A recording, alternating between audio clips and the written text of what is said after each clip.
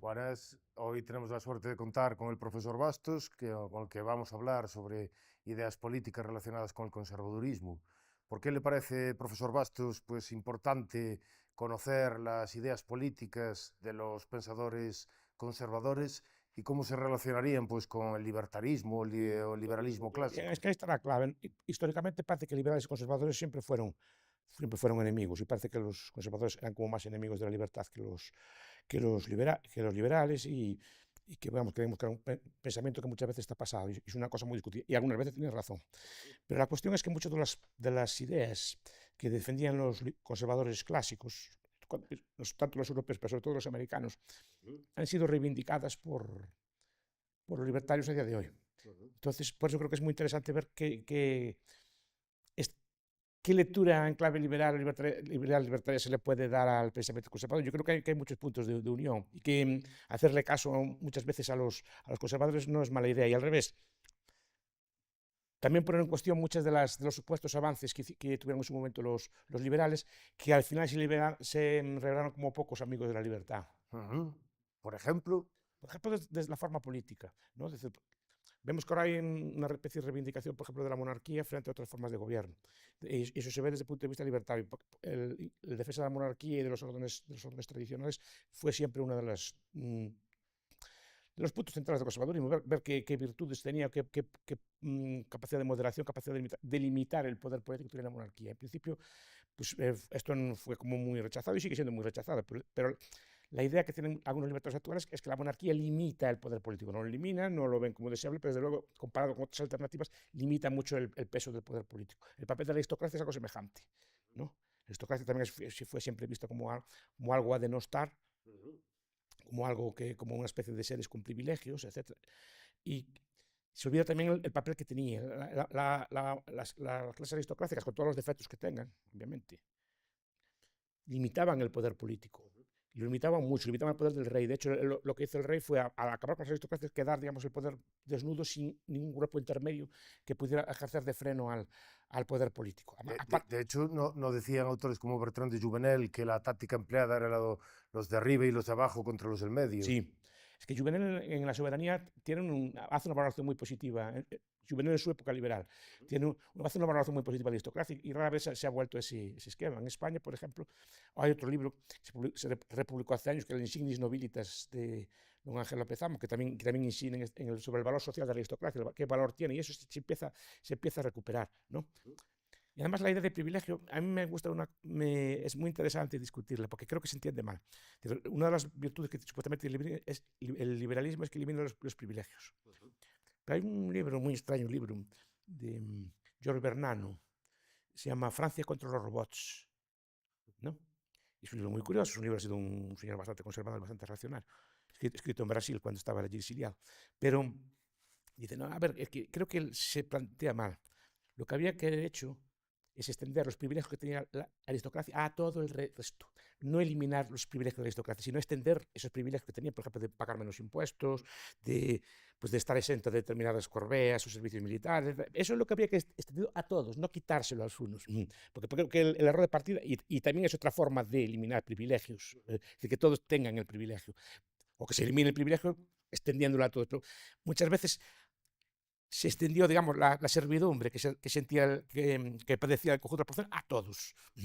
Esa es la idea que tuve. Entonces, eso me parece muy interesante volver sobre eso. ¿Por qué no recuperar la idea de extender esas exenciones, esos foros que tenían determinados colectivos, pero a todos? Ujú. ¿No? De hecho, también el propio Juvenel también hablaba de que él prefería pues la Revolución Inglesa a la Revolución Francesa precisamente porque era algo parecido a eso, que había extendido pues esa idea pues también de autonomía a la gente común en lugar en lugar de acabar con los privilegios, pues también como la idea de extenderlos. Además, la propia idea, que repito que esto puede parecer sumamente impopular, la propia idea de que hay unas personas con privilegios es un freno al poder. Es decir, hay personas que el Estado no puede tocar, que están limitadas. Es decir, que no.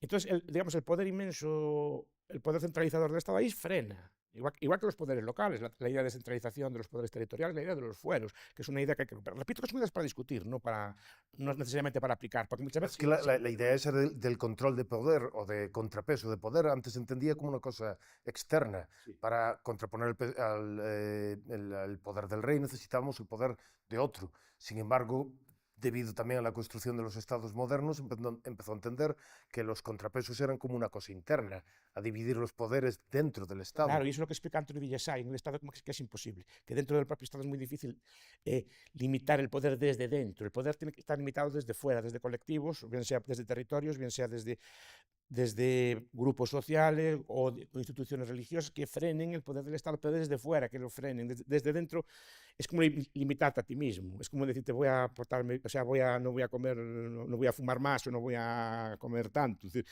eso no hay quien te controle. Normalmente el control tiene que haber algún tipo de control externo, si quieres que venga así. No necesariamente coercitivo, pero si hay algún tipo de control externo, pues tu madre que te dice pues no comas tanto, o tus amigos te dicen que no fumes, es algún tipo de control externo. A ti mismo no. Es muy difícil que te controles. Y eso es muy interesante porque hay intuiciones ahí que son brillantes. Es decir, no necesariamente tienen que ser aplicadas, pero esa idea de que el poder puede ser frenado, que el privilegio tiene un papel también de freno del poder y que la ideal sería que eso se fuera extendiendo a toda la población, es la intuición que tienen, y ese aspecto lo tienen. Por ejemplo, después también podemos ver otros aspectos que tienen los libertarios al respecto. La defensa de la propiedad privada, tradicional, ¿no? La defensa de la familia, en el sentido de que también como órgano que frena el poder del Estado. Es decir, que se trata de que, oye, hay funciones que sabemos hacer nosotros solos, que para cuidar a nuestros niños bastamos nosotros, para cuidar a nuestros ancianos también deberíamos bastar nosotros, es decir, para atender a los enfermos también bastamos nosotros, no es necesario que nos suplanten en todas estas funciones. Entonces, porque entonces quedamos totalmente dependientes de lo que digan otros. Chesterton decía que era la familia era la institución anarquista por excelencia, porque decía también eso, que no necesitaba para funcionar pues de un leviatán que le dijese cómo tenía que hacer, sino que funciona de una forma completamente pues descentralizada, autónoma y funciona bien. Y en este aspecto, claro. En general, no quiere decir que no haya familias malas.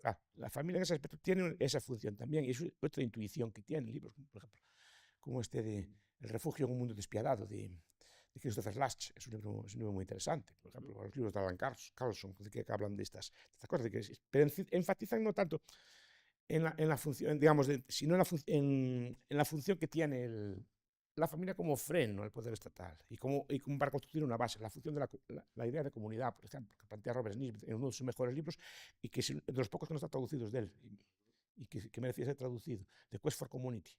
¿No? De hecho, Nisbet decía eso de que el Estado y la familia siempre fueron enemigos acérrimos, Sí. que cuando el Estado es muy fuerte, la familia es muy débil, cuando la familia es fuerte, el Estado es débil, y que los Estados intentan pues erosionar la lealtad que las personas sienten por su familia. Es que históricamente el origen del Estado moderno nace con la derrota del clan, que es la familia extendida, ¿no? Y eso lo hacen adrede. En algunos países aún resiste esa figura, sobre todo países del Medio Oriente, así, aún resiste esa figura.